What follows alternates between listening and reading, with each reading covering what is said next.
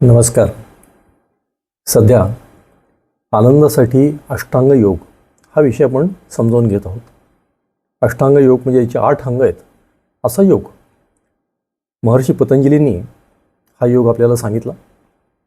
त्यामधल्या 5 अंग आपण आत्तापर्यंत बघितली.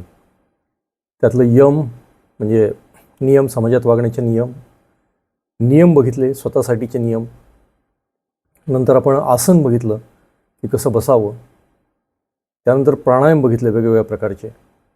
आणि शेवटच्या व्हिडिओमध्ये, मागच्या व्हिडिओमध्ये आपण प्रत्याहार म्हणजे बाहेरनं आपलं मन कसं ओढून आत लावायचं, विषयांमध्ये जे मन बाहेर पळतंय, बाहेरच्या गोष्टींकडे वळतंय ते आत कसं वळवायचं, ते म्हणजे प्रत्याहार. हे इथपर्यंत आपण आलो होतो. आता आजचा आपला जो पुढचा विषय आहे तो त्यालाच धरून आहे, तो म्हणजे धारणा.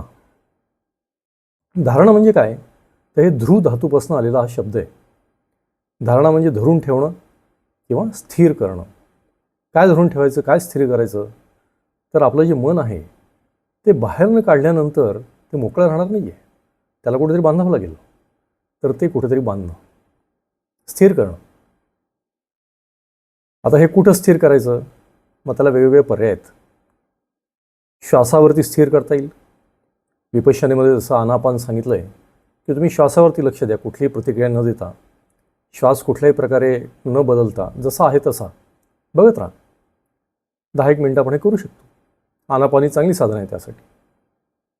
दुसरा, आपण एखाद्या बिंदूवरती लक्ष देऊ शकतो. एखादा कुठेतरी भिंतीवरती एखादा बिंदू आहे किंवा कागदावर काढलेला बिंदू आहे, त्या बिंदूवरती सतत आपण लक्ष देऊ शकतो. किंवा शरीरातल्या एका भागावर देऊ शकतो. ओमसारखे एखादे चिन्ह आहे त्याच्यावर देऊ शकतो. एखाद्या मूर्तीवरती आपण अगदी टक लावून बघू शकतो. आणि त्याच्यामध्ये अजून एक प्रकार आहे, तो म्हणजे त्राटक.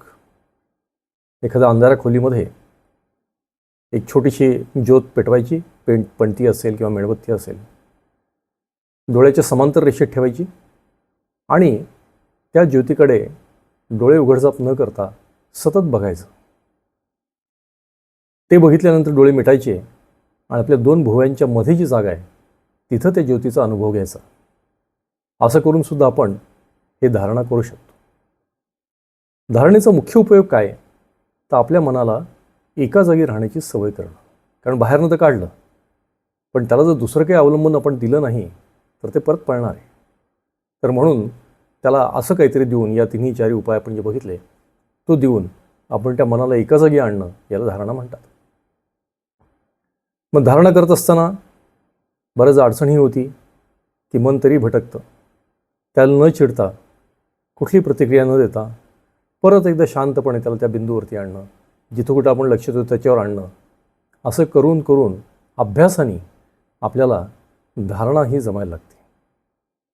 बऱ्याच जणांना वाटतं की ध्यान आणि धारणा सारखंच आहे, म्हणून शब्द वापरताना आपण म्हणतो ध्यान आणि ध्यानधारणा करतोय. पण खरं म्हणजे धारणा आधी आहे आणि त्यानंतर ध्यान आहे.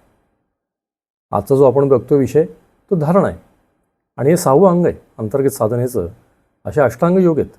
पुढे आपल्याला ध्यान आणि शेवटचे म्हणजे समाधी, इथपर्यंत जायचं आहे. पण आत्तापर्यंत आपण जे पोचलो आहे तर ते आपण जरूर त्या आधीचे व्हिडिओ पण बघावेत. कारण अष्टांग योग असा आहे की एक एक पायरी करत आपल्याला पुढं जायचं आहे. त्यामुळे मागचे व्हिडिओसुद्धा बघणं आवश्यक आहे, ते आपल्या जीवनात आणणं आवश्यक आहे. आणि रोज थोडंसं धारणेचा प्रयत्न आपण केला पाहिजे. पहाटेच्या वेळी केला तर अतिउत्तम.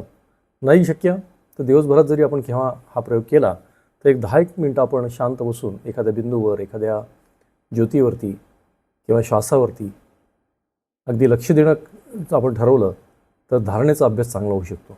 आणि मग आपण पुढच्या पायरीकडे वळू शकतो. आपण आपल्या रोजच्या दिनक्रमामध्ये हे कसे आपण करणार आहात, धारणा असेल किंवा नियम असेल, याबद्दल कॉमेंट जरूर लिहा. त्यात येणाऱ्या अडचणी पण जरूर लिहा. आणि असे व्हिडिओ आपल्याला आवडत असतील तर जरूर लाईक करा, सबस्क्राईब करा आणि शेअर करा.